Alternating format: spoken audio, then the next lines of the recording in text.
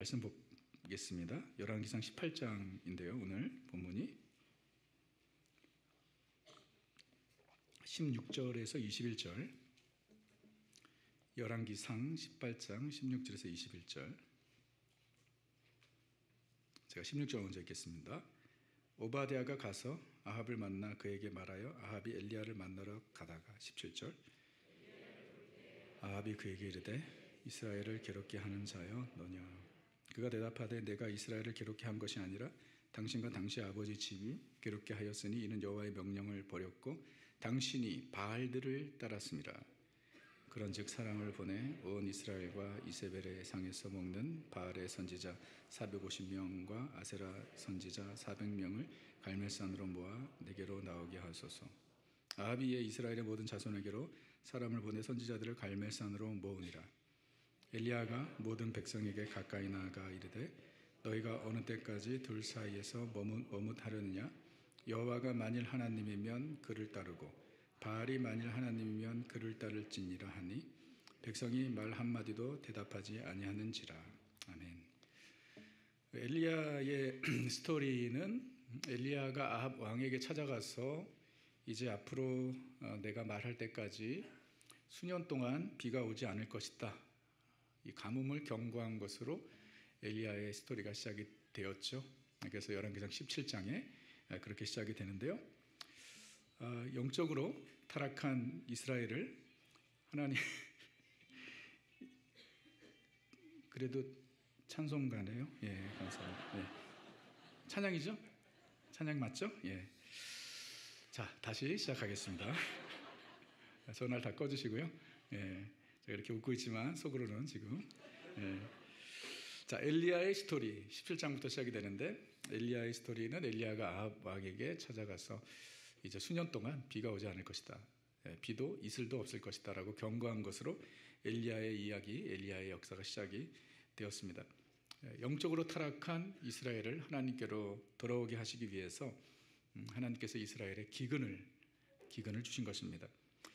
엘리야는 그 기간이 얼마가 될지는 몰랐습니다. 그래서 수년 동안이라고 얘기했죠. 내 말이 있기 전에 수년 동안 이제 비가 오지 않을 것이다 라고 했는데 그 수년이 바로 3년이었던 것이죠. 그래서 18장 1절에 보게 되면 많은 날이 지나고 제3년에 제3년인데 이 가뭄은 정확하게 3년 반이었습니다. 3.5 years. 그러니까 제가 저번에도 설명드렸지만 이스라엘에는 비가 오지 않으면 농사를 전혀 할 수 없는 그런 지역인데 비가 3년 반 동안 비가 오지 않았다는 것은 여러분 상상해 보십시오. 음식을, 이 곡식을 세이브하지 않은 사람들은 어떻게 먹고 살았을까요? 그래서 우리가 지난주에 보았죠. 사르밧 가브 역시 이스라엘이 아니라 시돈에서 살았지만 가뭄이 그 지역 전체, 팔레스타인 전체에 있었기 때문에 진짜 먹고 살 것이 없어서 마지막 남은 가루로 떡을 해먹어서 아들과 죽을 생각을 할 정도로 사르밧 가브뿐만 아니라 다른 사람들도 다 그런 고통을 겪고 있었을 것입니다. 비가 내리지 않은 것, 이건 상당히 중요한 의미가 있습니다. 왜냐하면 이스라엘 백성이 섬기던 바알은 풍요의 신이었습니다. 태양의 신 그리고 폭풍의 신이었기 때문에 이 풍성한 수확을 보장하는 신이었어요. 자, 저들이 믿던 바알이 그런 신이었는데 3년 반 동안 비가 오지 않은 것은 무엇을 증명하는 거죠? 그 바알이 거짓이라는 거죠. 그런데 영적으로 너무나 둔해지고 영적으로 침체된 이스라엘 백성은 3년 동안의 기근을 겪으면서도 전혀 하나님을 생각하지 못했습니다. 하나님께 돌아올 생각을 전혀 하지 않았습니다. 아합 왕부터 그랬습니다. 그는 그 극심한 가뭄 가운데 어떻게 하면 자신의 소유를 지킬 수 있을까? 거기에만 급급했습니다. 왕인데요, 이스라엘 백성에게 어떠한 대안을 제시한 것도 아니고 자기의 소유를 지키기 위해서. 그래서 18장 5절에 보게 되면 아합이 이렇게 얘기해요. 오바댜에게 이르되 이 땅의 모든 물 근원과 모든 내로 가자. 혹시 꼴을 얻으리라. 자, 물을 찾아 다니자는 거예요. 근데 그 이유를 얘기해요. 그리하면 말과 노새를 살리리니 짐승을 다 잃지 않게 되리라. 자, 물 근원을 찾아다니는데 그 이유가 무엇이냐면 말과 노새를 살리기 위해서. 짐승을 다 잃지 않게 되리라. 이 누구 짐승을 얘기하죠? 아합, 자기 짐승을 얘기하는 것이죠. 그래서 백성은 가뭄으로 인해서 정말 죽을 지경인데 이 아합 왕은 별로 관심이 없어요. 자기 소유를 지키기 위해서 물을 찾아다니는데 그것은 자신의 말과 노새를 잃지 않기 위해서. 참 사악한 왕이었습니다. 그리고 아합은 그런 와중에 자신의 죄를 조금도 돌아보지 않았습니다. 그러니까 이것이 나 때문이다, 나의 죄 때문인가 라고 생각조차 하지 않고 모든 것을, 그 모든 고난의 원인을 엘리야에게 돌렸죠. 그래서 이 3년의 가뭄이 지나고 난 다음에 드디어 엘리야가 아합 왕 앞에 다시 나타납니다. 그랬을 때에 아합이 엘리야를 처음 다시 보았을 때 그가 이렇게 얘기하죠. 17절에 엘리야를 볼 때 아합이 그에게 이르되 이스라엘을 괴롭히는 자여 너냐. 진짜 이게 자기가 이스라엘을 괴롭히는 사람인데 엘리야를 보고 이 모든 가뭄, 이 모든 고난, 이 모든 괴로움이 너 때문이다 라고 엘리야에게 모든 탓을 돌리는 것입니다. 엘리야가 가만히 있지 않았습니다. 엘리야가 할 말을 합니다. 18절에 그가 대답하되 내가 이스라엘을 괴롭게 한 것이 아니라 당신과 당신의 아버지의 집이 괴롭게 하였으니 이는 여호와의 명령을 버렸고 당신이 바알들을 따랐습니다. 조금도 엘리야는 기죽지 않습니다. 아합 앞에서 조금도 두려워하지 않아요. 아합이 너 때문이다 그러니까 아니다. 아합이 엘리야에게 너 때문이다 그러니까 엘리야가 뭐라 그래요? 아니다, 너 때문이다. 그 말이죠. 너와 내 아버지지. 그래서 북이스라엘은 처음부터 정말 그 하나님을 떠난 왕들, 제가 말씀드렸지만 한 왕도 의로운 왕이 없을 정도로, 그 중에서도 아합이 the worst 중에 하나였던 것이죠. 그래서 당신과 당신의 아버지 집의 죄 때문에, 그 죄가 무엇이냐? 하나님을 버리고 바알들을 섬긴 것이다. 그래서 이 고생을 한다라고 말을 했지만 당연히 아합은 그것을 인정하지 않았습니다. 자, 하나님께서 하나님을 떠난 또 바알을 섬기는 이스라엘에게 이 극심한 가뭄을, 기근을 허락하신 이유는 분명하죠. 그냥 고생시키기 위해서가 아니라 그것으로 인해서 저들이 깨닫고 하나님께로 돌아오게 하시기 위함이었습니다. 그러니까 저들이 겪는 고난은 하나님의 사랑에 매였던 것이죠. 만약 하나님께서 이스라엘에게 더 이상 관심이 없고 이스라엘을 버리셨다면, 더 이상 사랑하지 않으셨다면 저들을 그냥 죄 가운데 두셨을 것입니다. 근데 하나님께서 저들과 맺은 언약 때문에 하나님께서 저들을 기억하셨고 저들을 사랑하셨고 저들을 회복시키시기 원하셨어요. 그래서 저들을 그대로 두지 않으시고 고난을 주신 것이죠. 3년 동안의 고난, 그것으로 인해서 저들이 저들의 죄를 깨닫고 하나님을 찾기를 하나님은 바랐지만 저들이 영적으로 얼마나 침체되어 있었는지 아합을 비롯해 이스라엘 백성은 그 고난 가운데서 하나님을 조금도 생각하지 않았습니다. 우리가 지금 현재 나누고 있는 아합 왕 이 시대는 분열 왕국 시대인데요. 분열 왕국 시대 전 시대가 통일 왕국 시대이고, 통일 왕국 시대 전 시대가 사사 시대입니다. 관심이 없나요? 그러니까 제가 좀 이 시대를 좀 아셔야 돼요. 지금은 분열 왕국 시대, 그 전 시대가 통일 왕국 시대, 그 전 시대가 사사 시대, 그 전 시대가 가나안 정복 정착 시대. 제가 이렇게 말씀드린 건 이제 좀 이따가 가나안 정착 시대까지 제가 말씀을 드려야 되기 때문에 여러분 이게 히스토리가 어떻게 전개가 되는지를 조금 아셔야 이 감을 잡을 수 있지 않겠어요? 그래서 아합이 분열 왕국 시대에 있는데 그 전전 시대인 사사 시대를 보게 되면 그 전전 시대 사사 시대 또한 이스라엘 백성들이 늘 똑같습니다. 우상을 섬기고 하나님을 버렸습니다. 그러면 하나님께서 이스라엘과 맺은 언약이 있기 때문에 그들을 그대로 두지 않으시고 항상 주변 국가들을, 주변 민족들을 일으키셔서 이스라엘을 괴롭히셨어요. 그러니까 고난을 받게 하셨어요. 가만히 두지 않으셨어요. 우상을 섬길 때, 하나님을 떠났을 때. 정말 사랑의 매죠. 그러면 이스라엘 백성이 항상 하나님을 찾았습니다. 하나님께 회개하고 하나님께로 돌아오고 하나님께 도움을 구했어요.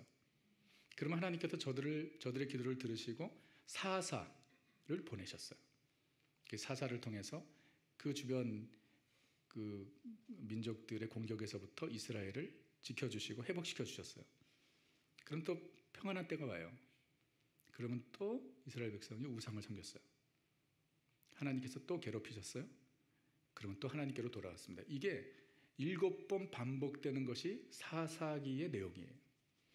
근데 보니까 이 사사시대 이스라엘 백성은 그래도 하나님께서 저들을 치셨을 때 깨달았어요. 우리의 죄 때문이라는 것을 알고 여호와 하나님의 도움을 구했습니다. 근데 여러분, 오늘 이 본문 분열 왕국 시대 북이스라엘의 이스라엘 백성을 보십시오. 저들은 깨닫지 못했습니다. 하나님께서 3년 반 동안 치셨는데 저들은 하나님을 생각조차 하지 못했어요.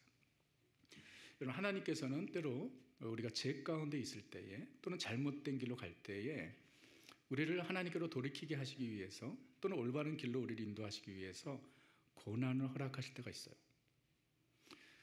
사랑의 매죠. 여러분, 우리의 삶에 일어나는 모든 고난이 나의 죄 때문이다라고 생각하면 안 돼요. 그것은 사실이 아니에요. 때로는 이유 없이 욥이 겪었던 고난처럼 하나님께서 우리에게 고난을 허락하실 때가 있어요. 그런데 또 다른 경우에는 주님께서 우리로 하여금 깨닫게 하시고 잘못된 길로 가는 우리를 스톱시키시고 올바른 길로 인도하시기 위해서 고난을 사용하실 때가 있어요. 고난을 주실 때가 있어요. 그게 우리를 향하신 하나님의 사랑의 매라고 하시겠죠. 그래서 아마 우리 중에는요, 하나님의 사랑의 매를 맞고 이 자리에 와 앉아 계신 분도 있을 수 있습니다. 잠깐 한번 손을 좀. 막 나가다가 하나님께서 탁 스톱시키시고 인생의 고난을 겪게 하셔서 하나님을 바라보게 하시고 생각하게 하시고 돌아오게 하시는. 그런데 오늘 본문을 보니까 모두가 다 그렇게 하나님께로 돌아오는 게 아니에요. 고난 가운데 이스라엘 백성을 하나님께서 사랑하셔서 하나님을 완전히 잊어버리고 바알을 섬기던 저들을 깨닫게 하시기 위해서 3년 동안의 극심한 기근, 고난을 겪게 하셨지만 저들이 하나님께로 돌아오지 않았어요. 하나님을 생각하지도 않았습니다. 그와 마찬가지로 우리도 그렇죠. 고난을 겪는다고 해서 다 하나님께로 돌아오는 것은 아니에요. 오히려 고난 때문에 하나님을 원망하고 하나님을 멀리하는 사람도 제가 보았습니다. 그러니까 인생에 찾아온 고난이 하나님께서 나를 하나님께로 돌이키게 하기 위한 사랑의 매라는 것을 깨닫고 하나님께 돌아오는 것 자체가 은혜인 줄 믿습니다. 진짜 은혜예요. 하나님께서 나를 사랑하셔서 내게 주신 고난이라는 것을 깨닫는 것이 큰 은혜입니다. 엘리야가 아합에게 바알을 섬기는 죄 때문에 이스라엘이 고난을 겪고 있다고 하면서 그에게 영적 대결을 제안했습니다. Spiritual battle. 한번 붙어보자는 것이죠. 그래서 19절에 그런즉 사람을 보내 온 이스라엘과 이세벨의 상에서 먹는 바알의 선지자 450명과 아세라 선지자 400명을 갈멜산으로 모아 내게로 나오게 하소서. 와, 엘리야가 참 엄청난 챌린지를 하고 있는 것이죠. 바알을 섬기는 제사장 450명, 아세라 신을 섬기는 선지자 400명, 850명을 갈멜산으로 모으라는 것이에요. 엘리야는 혼자입니다. 850대 1. 여러분, 왜 850명이었을까요? 850명의 의미는 무엇인가요? 850명의 의미는 전혀 없습니다. 제가 어느 이렇게 보면 막 너무 억지로 해석하려고 그래요. 이 850명의 숫자를. 전혀 의미가 없는 게 엘리야는 바알과 아세라가 거짓신이요 아무것도 아닌 것을 알았기 때문에 850명 던진 숫자예요. 850명도 되고 8,500명도 돼. It doesn't matter.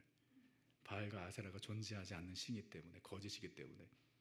그래서 850명 부르라는 거예요. 그 의미는, 그 숫자는 별로 의미가 없습니다.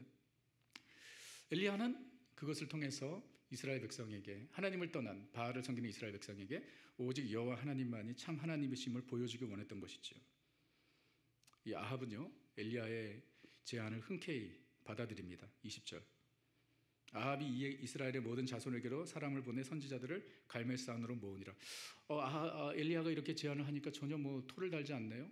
그리고 이 선지자들, 850명의 선지자들을 갈멜산으로 다 모으도록 하네요. 이 아합이 그렇게 한 이유는 무엇이죠?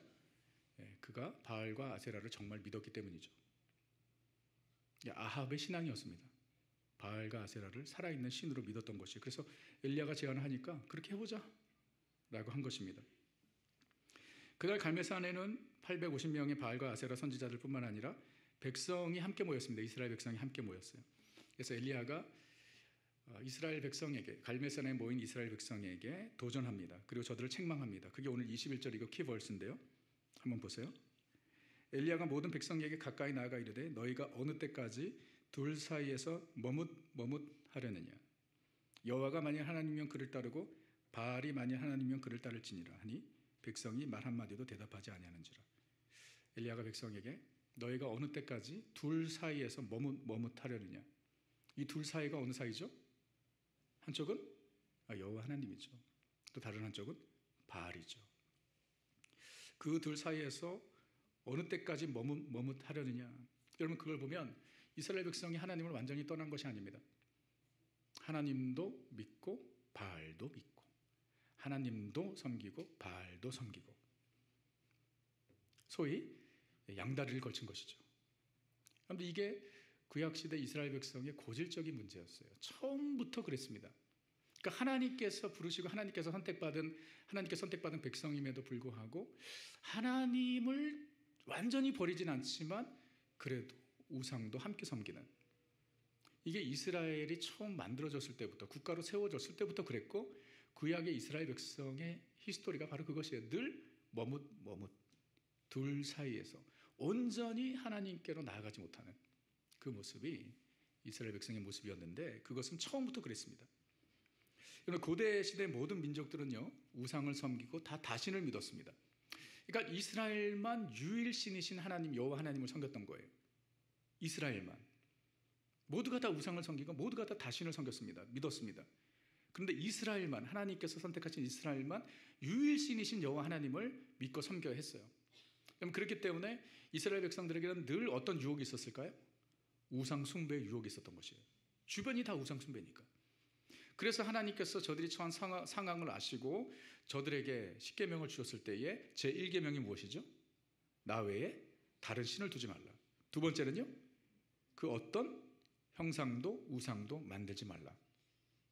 그것이 이스라엘 백성의 가장 큰 유혹이었기 때문입니다. 그런데 이스라엘 백성은요, 이 이스라엘이 만들어지는 순간부터 우상을 섬겼습니다. 그러니까 우상 숭배의 스토리는 지금 사실 이 분열 왕국 시대의 스토리가 아니죠. 그 전부터 그랬습니다. 언제부터요? 출애굽하고부터. 출애굽하고 하나님께서 이스라엘 백성을 시내 산으로 인도하셨죠. 거기서 모세를 통해서 율법을 주셨습니다. 그러니까 한 나라를, 이스라엘이라는 나라를 형성하기 위해서 하나님께서 이스라엘을 출애굽시키시고 시내 산에서 저들을 모아 놓으시고 한 나라가 형성되기 위해서는 법이 필요한데 그 법을 하나님께서 모세를 통해서 이스라엘 백성에게 주신 것이죠. 그 법을, 그 율법을 받으려고 모세가 산에 올라갔을 때 2번 올라갔는데 첫 번째는 오래 있지 않았습니다. 근데 두 번째는 하나님께서 모세를 시내산에 40일 동안 머물게 하셨습니다. 그러니까 긴 시간이죠. 40일 동안 머무는 동안 산 아래에 있었던 이스라엘 백성들이 무엇을 했냐면 우상을 만들었습니다. 그들이 이렇게 이야기했습니다. 출애굽기 32장 1절에 백성이 모세가 산에서 내려옴이 더딤을 보고 모여 백성이 아론에게 이르러 말하되 일어나라 우리를 위하여 우리를 인도할 신을 만들라. 이 모세 곧 우리를 애굽 땅에서 인도하여 낸 사람은 어찌 되었는지 알지 못함이니라. 그러니까 이 모세가 올라갔는데 내려오지 않으니까 이스라엘 백성이 뭘 요구해요? 아론에게 신을 만들자. 신을 만들자는 건 뭘 만들라는 거예요? 우상을 만들어 달라는 거. 우상을. 우리가 믿는 여호와 하나님은 눈에 보이지 않는다는 거죠. 그러니까 그 하나님을 보이라는 거죠. 이게 우상입니다. 우리가 보여달라는 거예요. 불안하니까. 아론이 그 백성들의 요구를 듣고 너희들 미쳤냐?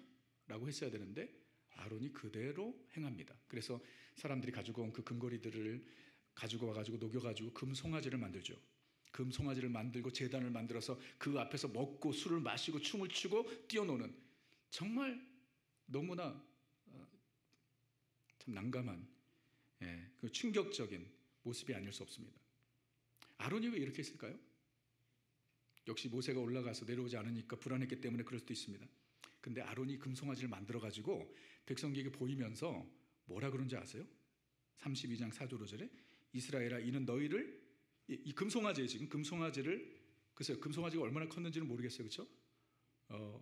그냥 하여튼 이 정도 금송아지를 보이면서 뭐라 그러냐? 이스라엘아 이는 너희를 애굽 땅에서 인도해낸 너희의 무엇이라?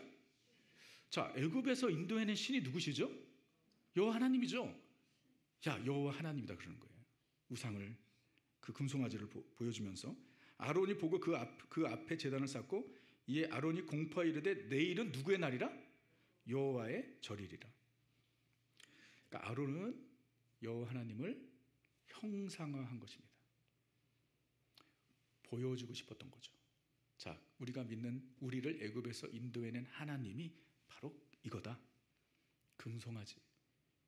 보이지 않는 하나님을 신뢰하기가 너무 어려워요. 그래서 보이는 우상을 만들었는데 그 우상이 뭐냐? 바로 여호와 하나님이라는 거예요. 여러분, 이 출애굽한 이후에 이스라엘 백성에게 일어났던 이 일이 그대로 이스라엘 역사에 이어집니다. 그래서 오늘 이 본문의 아합 시대에서도 마찬가지입니다. 이스라엘 백성이 바알을 섬기면서 바알이 곧 엘로힘, 하나님이다라고 믿었던 것이에요. 엘리야가 저들을 책망하는 소리를 다시 들어보세요. 21절에 여호와가 만일 하나님이면 그를 따르고 바알이 만일 하나님이면 그를 따를지니라. 자, 여기서 여호와가 만일 하나님이면, 여호와가 야훼이고요, 야훼가 만일 하나님이면 여기서 하나님은 엘로힘입니다. 엘로힘은 야훼, 하나님의 또 다른 이름입니다. 자, 야훼가 만일 엘로힘이면 여호와를 따르고, 그러면서 뭐라고 얘기하냐면 바알이 만일 하나님이면 이라고 했을 때, 바알이 만일 하나님이라고 했을 때 이 하나님 또한 엘로힘입니다. 그러니까 이스라엘 백성은 여호와 야훼 엘로힘을 믿었을 뿐만 아니라 바알 엘로힘을 믿었던 것입니다. 무슨 말인지 모르시겠습니까? 그래서 엘리야가 이스라엘 백성의 그 둘 사이에서 머뭇하지 말고 오직 야훼만이 엘로힘이라고 믿고 따르라는 것이에요. 바알은 엘로힘이 아니라는 것입니다. 여러분, 이와 같은 도전은요, 머뭇하지 말고 결단하라는 도전은 지금 이 아합 시대에서만 있었던 얘기가 아닙니다. 거슬러 올라가서 통일왕국 시대, 사사 시대, 가나안 정복 정착 시대를 말씀드렸죠. 가나안 정착 시대를 이끌었던 사람이 여호수아죠. 여호수아가 죽을 날이 얼마 남지 않은 것을 알고 그 아직도 우상을 버리지 못한 이스라엘 백성에게 챌린지합니다. 여호수아 24장 15절. 만일 여호와를 섬기는 것이 너에게 좋지 않게 보이거든 너희 조상들이 강 저쪽에서 섬기던 신들이든지 또는 너희가 거주하는 땅에 있는 아모리 족속의 신들이든지 너희가 섬길 자는 오늘 택하라. 오직 나와 네 집은 여호와를 섬기겠노라. 이게 무슨 말이죠? 여호수아가 이스라엘 백성에게 애굽의 신들이나 가나안의 신들을 섬기라고 얘기하는 거예요? 아니죠. 오늘날 오늘날 택하라고 말하는 것은 오늘 아합이 갈멜산에 모인 이스라엘 백성에게 도전한 것과 마찬가지죠. 머뭇하지 말라는 거예요. 양다리 걸치지 말라는 것입니다. 이중적인 삶 살지 말라는 것이에요. 오늘 결단하라. 나와 네 집은 오직 여호와만을 섬기겠노라. Choose for yourself today. 오늘 선택하라고 말씀하십니다. 내일이 아니라. 그러자 그 말을 듣는 이스라엘 백성이 이렇게 답합니다. 여호수아 24장 16절에 백성이 대답하여 이르되 우리가 결단코 여호와를 버리고 다른 신들을 섬기기를 하지 아니하오리다. 저들이 약속합니다. 여호수아가 걱정이 돼가지고 이제 이스라엘 백성을 두고 이제 가야 되는데 그 우상 숭배 유혹 앞에 놓여 있는 저들을 보고 너희가 어느 때까지 머뭇하겠느냐? 결정해라. 여호와 하나님만을 섬기라 라고 얘기했더니 이스라엘 백성이 우리는 당신과 함께 당신같이 우리와 우리 집은 오직 여호와 하나님만을 섬기겠습니다라고 결단하죠. 그런데 갈멜산에 모인 이스라엘 백성은 어땠습니까? 엘리야가 오늘 너희가 머뭇하지 말고 오늘 너희가 선택해라. 여호와 하나님을 섬길 것인지 바알을 섬길 것인지 너희가 결단해라. 여호수아가 이스라엘 백성에게 이야기했을 때 이스라엘 백성은 우리는 여호와 하나님을 섬기겠습니다라고 결단했지만 아합 시대 이스라엘 백성은 엘리야가 챌린지했을 때 어떻게 반응하죠? 성경은 이야기합니다. 21절 백성이 말 한마디도 대답하지 아니하는지라. 완전 영적 침체입니다. 영적인 어두움이 저들을 덮고 있는 것이에요. 하나님께로 돌아올 생각이 없는 것입니다. 강팍해진 이스라엘 백성의 모습을 보게 됩니다. 근데 오늘 이 말씀을 우리는요 갈멜산에 모인 이스라엘 백성에게 하나님께 주신 말씀으로만 보아서는 안 됩니다. 여러분, 하나님의 말씀은 지금 이 순간 이 시간에도 살았고 운동력 있는 말씀인 줄 믿습니다. 하나님의 말씀은 오늘도 우리에게 주시는 말씀입니다. 오늘 주님께서 우리에게 말씀하십니다. 너가 어느 때까지 둘 사이에서 머뭇하려느냐. 과연 우리에게 주신 말씀이 아닐까요? 우리에게 요구하시는 결단이 아닐까요? 여러분, 둘 사이는 무엇인가요? 우리에게 둘 사이는 무엇이에요? 한쪽은 누구죠? 하나님이시죠. 그럼 다른 쪽은 무엇인가요? 세상의 욕심, 세상의 가치관, 세상의 방법, 또는 돈, 아니면 사람? 하나님께로 온전히 옮겨놓지 못하도록 내 발목을 잡고 있는 다른 쪽은 무엇인가요? 여러분이 양다리를 걸치고 있다면 그 다른 쪽은 무엇인가요? 하나님을 온전히 사랑하지 못하도록 늘 나를 끌어당기는 그 다른 쪽은 무엇인가요?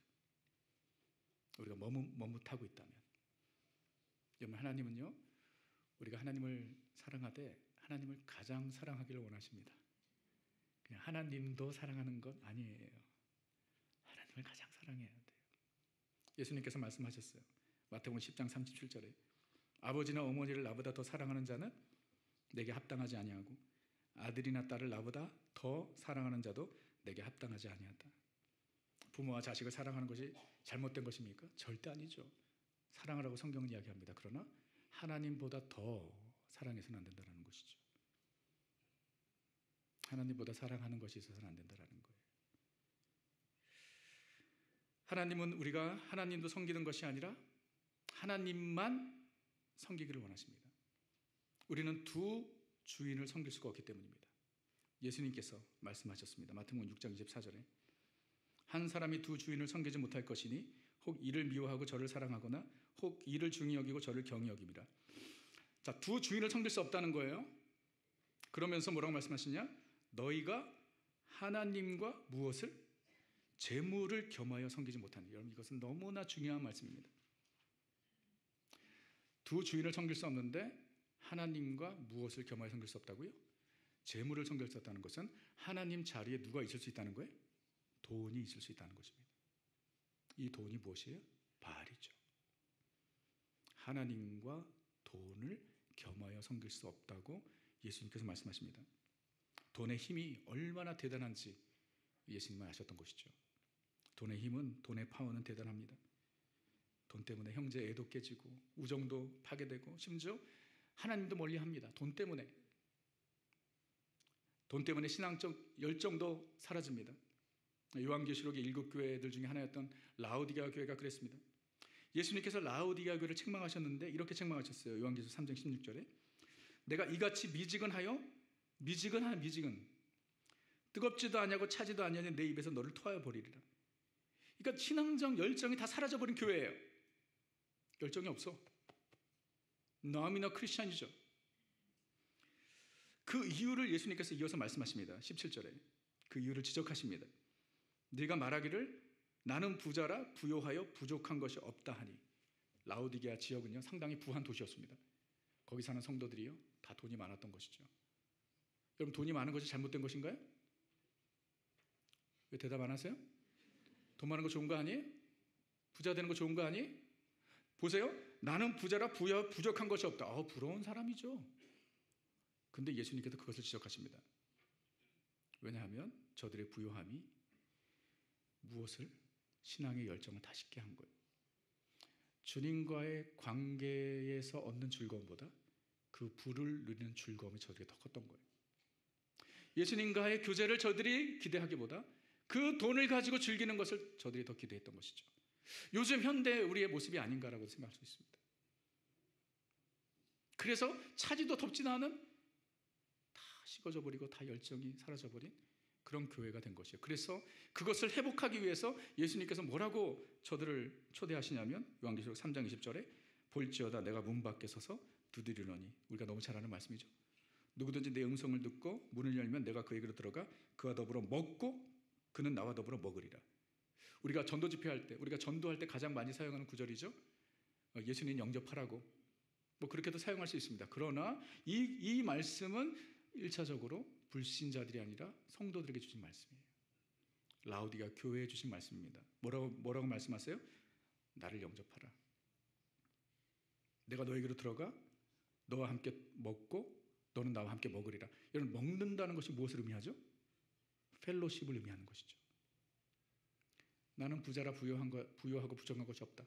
그 물질을 누리는 라우디게아 교회 성도들에게 예수님께서 뭐라고 말씀하세요? 나와의 교제를 누리라는 것이죠.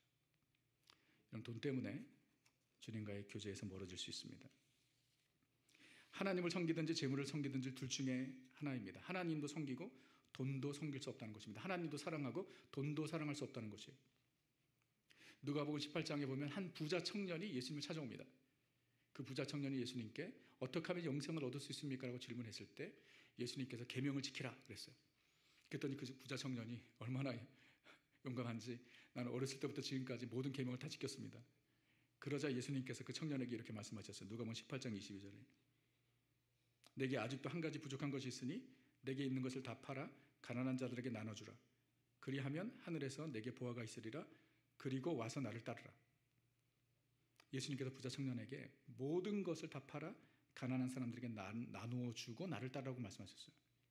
왜 이렇게 말씀하셨을까요? 예수님께서 제자들을 부르실 때마다 이렇게 요구하셨나요? 제자들을 부르실 때마다 너희 거 다 팔아 가난한 사람 나눠주고 나를 따라 그렇게 말씀하셨어요? 그렇게 말씀하신 적이 없어요. 근데 왜 이 부자 청년에게는 그런 요구를 하셨을까요? 예수님은 아셨죠. 이 부자 청년에게 돈이 무엇이었죠? 그의 바알이었죠. 그의 신이었습니다. 주님과 돈을 겸하여 섬길 수 없는 것이에요. 예수님께서 그것을 하시고 그거 내려놓고 나를 따르라 라고 얘기했을 때 그 부자 청년이 어떻게 했어요? 근심하며 돌아갔습니다. 그걸 내려놓을 수 없었어요. 그런데 누가복음 18장에 그 부자 청년의 이야기가 나오고 바로 이어지는 스토리가 누구에 대한 이야기냐면 삭개오에 대한 이야기입니다. 누가복음을 기록한 저자 누가가 의도적으로 삭개오의 이야기를 그 부자 청년 바로 이어서 기록을 한 것 같아요. 삭개오 스토리는 누가복음에만 기록이 되어 있습니다. 여러분, 삭개오 스토리의 핵심이 뭐죠? 삭개오가 예수님을 만나죠.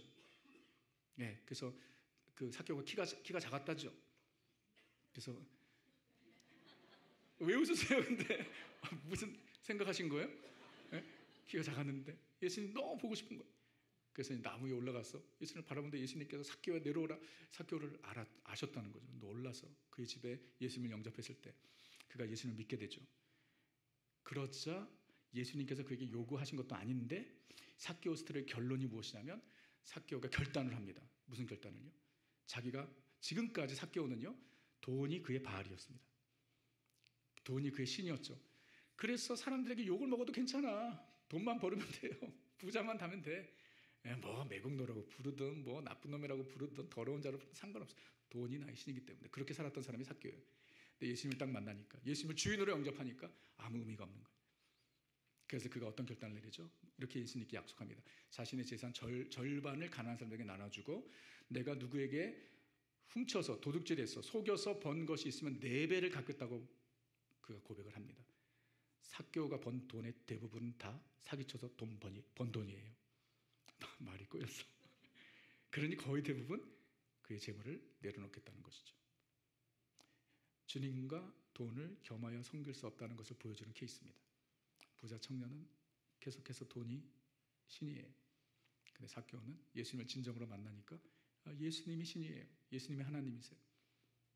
그러니까 물질을 내려놓습니다. 이스라엘 백성이 여러분 바알을 내려놓지 못한, 버리지 못한 이유가 무엇일까? 근본적인 이유가 무엇일까요? 여러분, 바알이 어느 신이라고요? 풍요의 신입니다. 풍요의 신이고 다산의 신입니다. 저들이 바알을 내려놓지 못한 것은 저들의 탐욕 때문이었습니다. 바알을 섬기면 잘 될 것이라고 저들이 믿었어요. 바알을 섬기면 부자가 될 것이라고 저들이 믿었습니다. 그래서 바알을 내려놓지 못하는 거예요. 그래서 우상 숭배의 본질이 무엇이냐면 바로 탐심입니다. 골로새서 3장 5절에서 이렇게 이야기하죠. 그러므로 땅에 있는 지체를 죽이라. 곧 음란과 부정과 사욕과 악한 정욕과 탐심이니. 여러분 성경의 하이라이트. 탐심은 곧 무엇이라고요?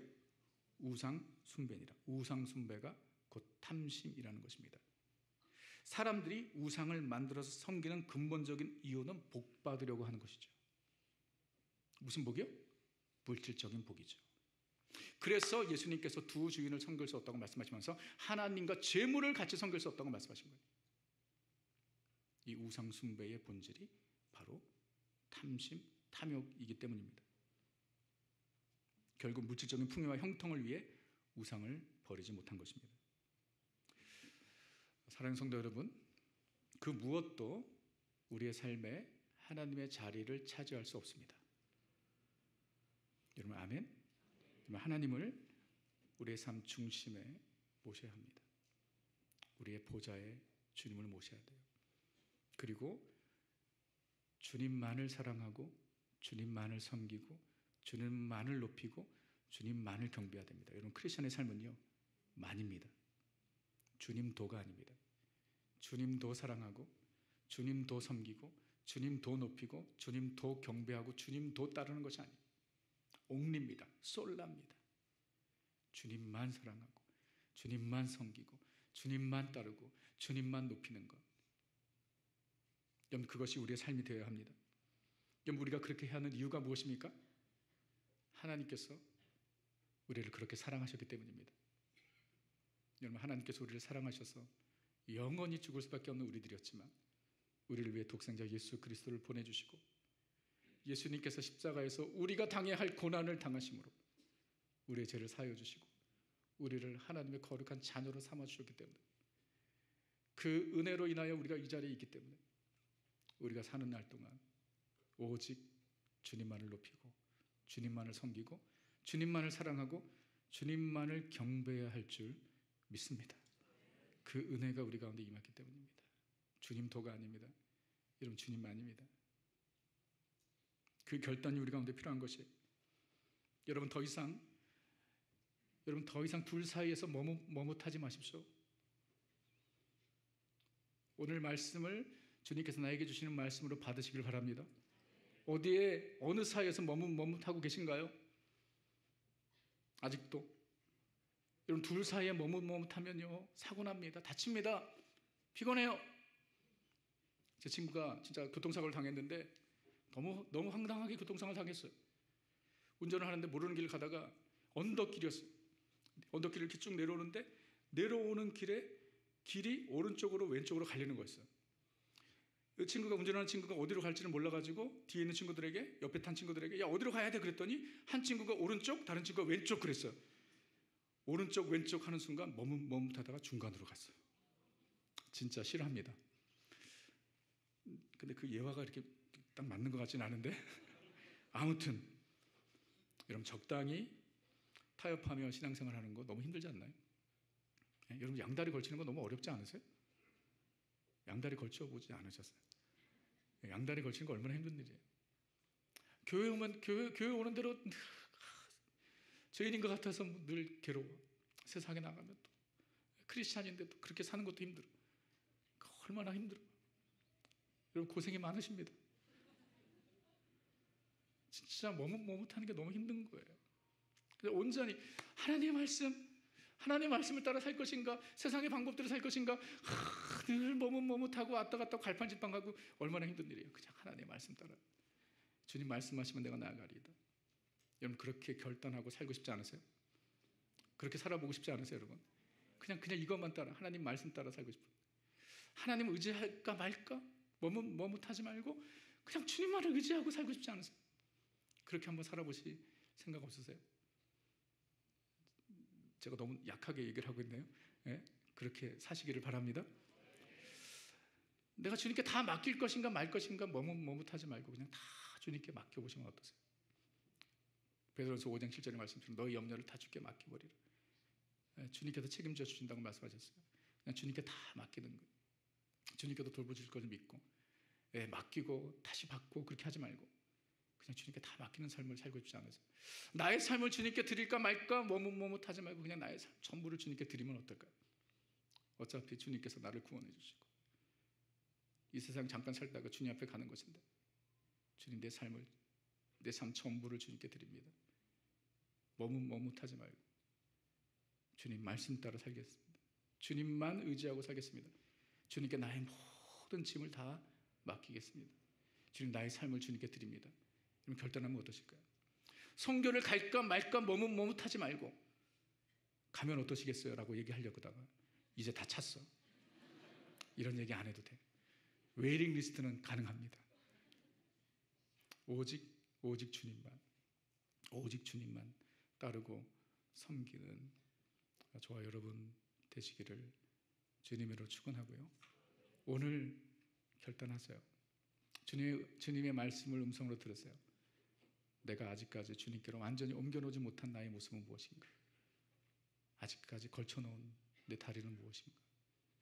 온전한 마음과 진실함으로 오직 주님만을 섬기고 사랑하고 따르고 믿고 그분을 위해서 살겠다고 결단하는 우리 모두가 되기를 주님의 이름으로 축원합니다. 우리 한번 주님 앞에 찬양합니다. 주님 한 분만으로, 주님 한 분만으로 내 영혼 만족합니다. 오직 주님입니다. Only Jesus. 솔라 크리스토스입니다. 오직 예수 그리스도를 믿고 따르는 것입니다. 주님도 믿는 것이 아니라 주님만 믿는 것입니다. 주님만 나에게 참된 삶의 기쁨과 평안을 주십니다. 주님만 나의 영혼을 채워주시는 것입니다. 그것이 믿음의 삶입니다. 오늘 주님께서 그 결단을 우리에게 요구하십니다. 너희가 어느 때까지 둘 사이에서 머뭇하려느냐 말씀하십니다. 결단하라고 말씀하십니다. 우리가 결단하고 우리의 전부를 주님께 옮겨놓을 때 우리의 삶에 놀라운 하나님의 은혜와 새로운 역사가 일어날 것입니다. 그 은혜와 축복을 주님께서 우리에게 주시기 원하십니다. 우리 그 마음을 가지고 이 시간에 찬양의 고백을 우리 주님께 올려놓기를 원합니다. 주님 한 분만으로 내 영혼 만족합니다. 주님 한 분만으로 내 영혼 만족하네.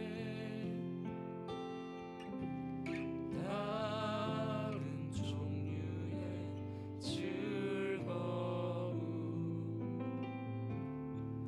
날 채울 수 없네. 주님 그렇습니다. 주님 한 분만으로 내 영혼 기뻐하네. 세상이 주는 어떤 유혹도 날 흔들 수 없네. 주님은 나의 힘, 주님은 나의 노래, 주님은 내 소망의 이유, 주 나의 모든. 우리가 주님께 드릴 수 있는 너무나 귀하고 아름다운 고백입니다. 주님 한 분만으로 우리 고백합시다.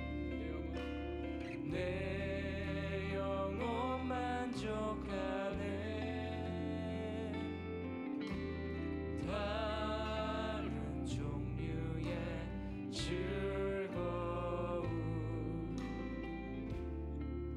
날 채울 수 없네. 주님 한 분만으로 내 영혼 기뻐하네. 세상이 주는 어떤 유혹도 날 흔들 수 없네. 오직 주님은 나의 힘, 오직 주님만이 나의 노래입니다. 주님은 나의 노래, 주님은 내 소망.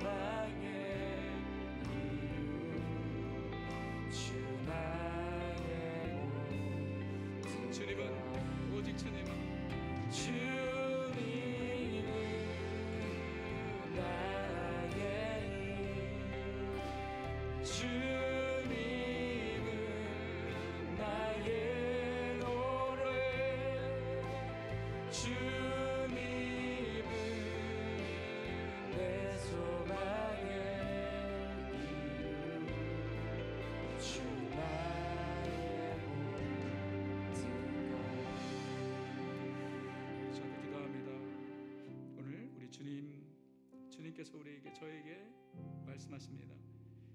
어느 때까지 둘 사이에서 머뭇머뭇하려느냐. 우리가 하나님을 믿고 따르는 것은 그냥 우리의 삶의 옵션이나 액세서리가 아닙니다. 하나님을 믿어도 되고 안 믿어도 되고 따라도 되고 안 따라도 되고 그것이 아닙니다. 우리는 오직 하나님만을 믿고 하나님만을 섬기고 하나님만을 따라야 합니다. 주님께서 그것을 오늘 우리에게 요구하십니다. 둘 사이라고 말씀하셨는데 여러분에게 둘 사이는 무엇입니까? 주님께로 두 발을 옮겨 놓는데 계속해서 여러분의 발목을 잡는 것은 무엇입니까? 계속해서 끌어다니는 다른 쪽은 무엇입니까? 그 발은 무엇입니까? 주님 앞에 오늘 결단하길 원합니다. 주님, 오직 주님만을 따르겠습니다. 오직 주님만을 섬기겠습니다. 오직 주님 말씀 붙잡고 살겠습니다. 오직 하나님의 뜻에 순종하며 살겠습니다. 오직 하나님만 사랑하며 살겠습니다. 오늘 주님께서 우리에게 그 결단을 촉구하십니다. 역시 우리가 그렇게 결단하고도 넘어질 수 있습니다. 그러나 우리의 마음의 소원을 주님께 드릴 때에 주님께서 우리를 도와주실 것입니다. 오늘 이 말씀을 나에게 주신 말씀으로 품고 우리 하나님 앞에 우리의 기도를 들으시고 이 가운데 함께 하신 주님 앞에 우리의 결단의 고백을 주님께 올려드리기 원합니다. 함께 기도하겠습니다.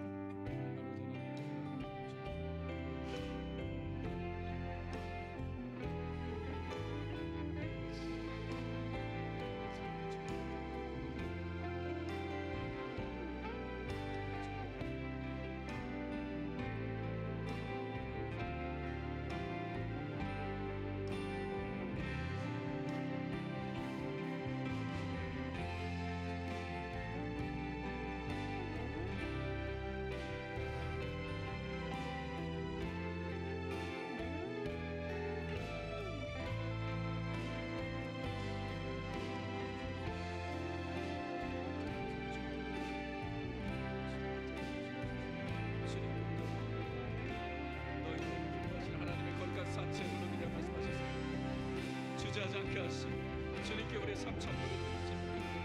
우리 가운데 허락하여 주시옵소서. 주님을 따르는 너로 자신을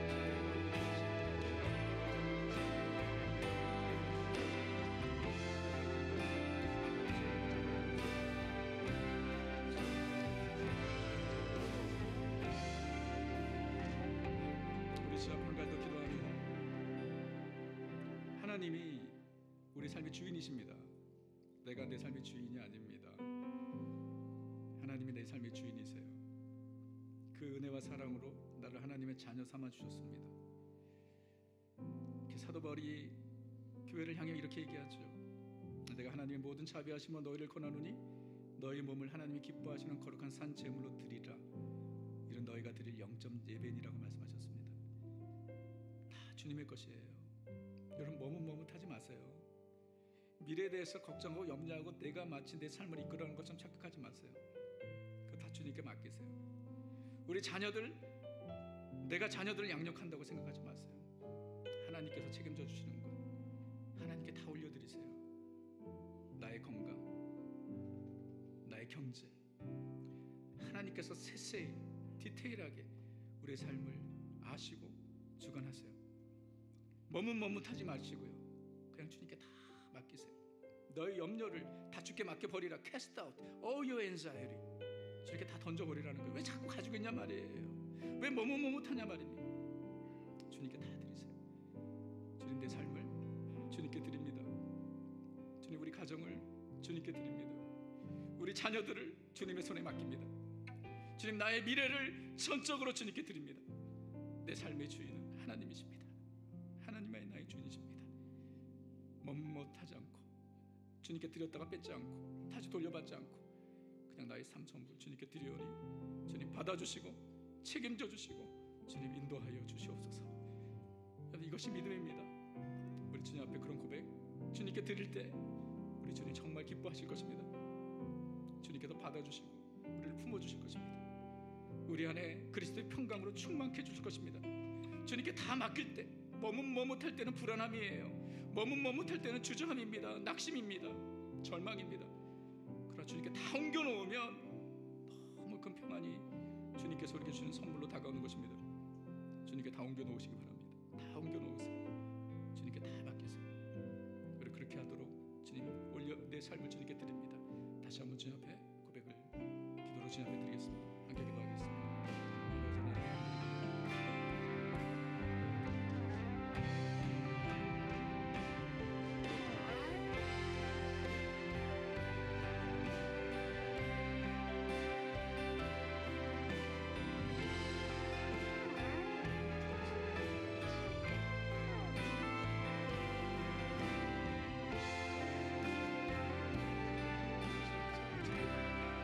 주님 나의 님 하나님 우리 교회에서 주여 주님께 머뭇머뭇하지 않습니다. 주님께 다 나의 모든 염려를 다 주님께 맡깁니다.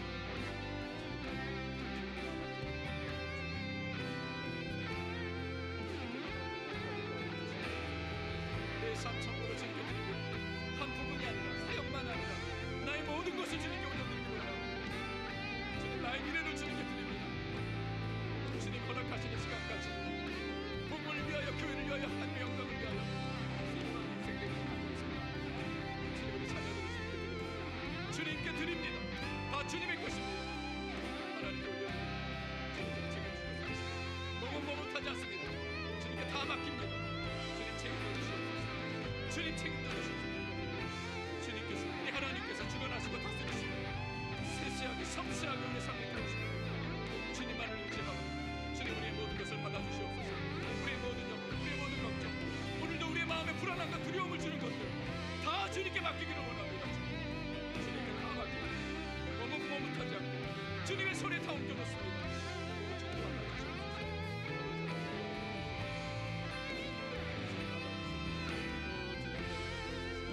하나님 아버지 주님 앞에 올려드리고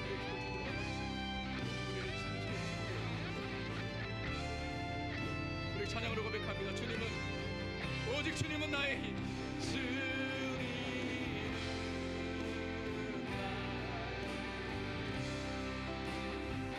주님은 나의 노래. 주님은 내 소망에.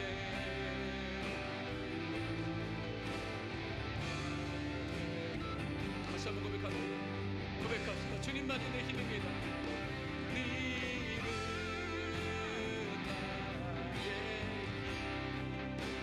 주님은 나의 노래. 주님은 내 소망에.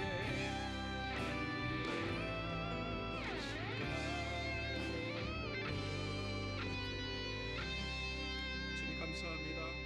오늘 우리에게 말씀해 주시니 감사합니다. 너희가 어느 때까지 둘 사이에서 머뭇머뭇하겠느냐. 우리를 향하신 주님의 안타까운 음성으로 듣습니다. 주님 머뭇머뭇하지 않게 하시고 온전히 우리의 삶 전부를 주님께로 옮겨 놓을 수 있는 우리 모두가 되게 하여 주옵소서. 주님도 사랑하고 주님도 섬기고 주님도 따르는 것이 아니라 주님만 섬기고 주님만 따르고 주님만 높이고 주님만 경배하는 우리의 삶이 되게 하여 주시옵소서. 하나님 아직까지도 내 손에 쥐고 있으면서 하나님께 맡길까 말까 머뭇머뭇하는 것이 있습니까? 하나님 그것이 무엇이든 주님께로 다 옮겨 놓을 수 있는 믿음을 우리 가운데 허락하여 주시옵소서. 우리 삶을 책임져 주시고 인도해 주시는 우리 구주 예수 그리스도의 이름으로 기도합니다. 아멘. 우리 자리에서 다 일어나시겠습니다. 우리 앞뒤 전부 한번 인사하세요. 머뭇머뭇하지 마세요. 한번 인사해보세요. 머뭇머뭇하지 마세요. 참 이렇게 하나님을 멀리하는 이스라엘을 하나님께서 사랑하시는 것처럼 참 우리도 너무 부족하고 약하지만 하나님 우리를 너무 귀하게 보십니다. 우리 그 하나님의 은혜를 생각하며 함께 찬양하며 이어가시겠습니다. 주님께서 말씀하십니다. 나의 사랑, 나의 사랑, 너는 어여쁘고 장기하다 어느 보석보다 귀하다. 내가 사랑스럽지 않을 때 너를 온전히 사랑하고 너와 함께하려 내가 왔노라. 다시 한번 우리 주님의 음성을 듣습니다. 나의 사랑 주님께서 우리 그렇게 보십니다. 너는 부족하지만 너 예쁘고 참 귀하다. 어느 보석보다 귀하다. 내가 사랑스럽지 않을 때 너를 온전히 사랑하고 너와 함께하려 내가 왔노라. 주의 사랑, 주의 사랑 우리를 향한 주님의 그 사랑은 이 사랑은 결코 변치 않아. 모든 계절 돌보시네. 푸른 마르고 꽃을 시드나 주의 말씀은 신실해. 실수가 없으신 주만 바라라. 주님의 나라, 주님의 나라와 뜻이 나의 삶 속에 임하시며 주님 알기를 주만 보기를 주만 보기를 소망해.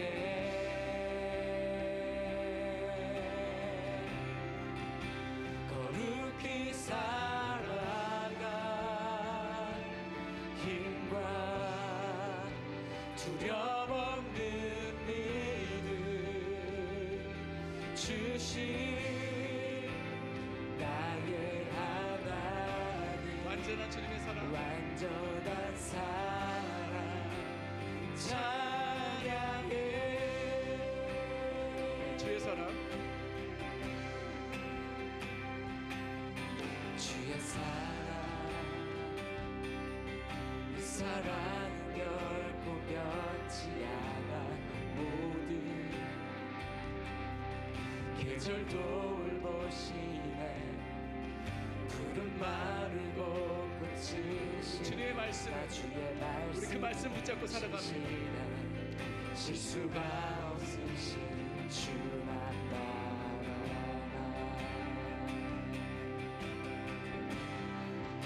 주님의 나라와 뜻이 나의 삶 속에 임하시며 주님 알기를 주만 보기를 소망해.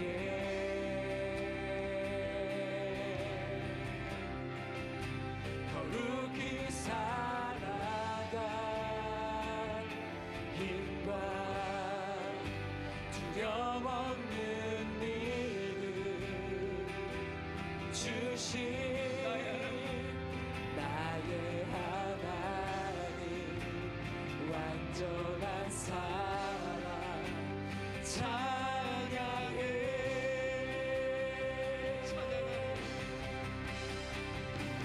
찬양하리 만군의 주 영원히 함께 하시네.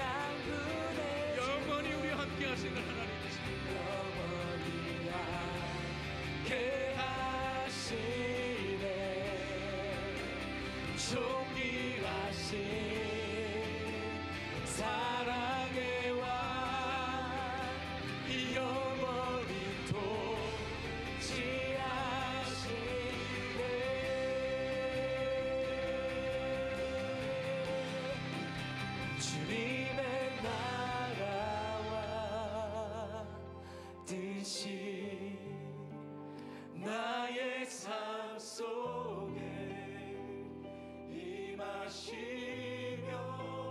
주님 알기 주만 바라보기를 원합니다. 주만 보기를 소망해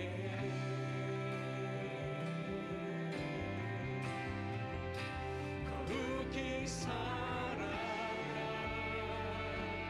힘과 두려움 없는 믿음 주신 주, 두려움 없는 믿음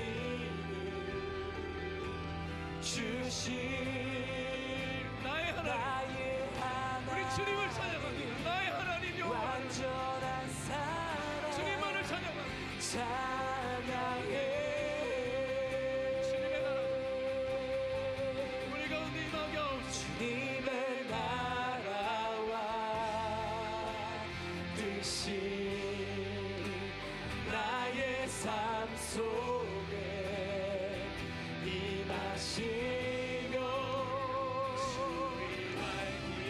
주님만을 주복이 소망해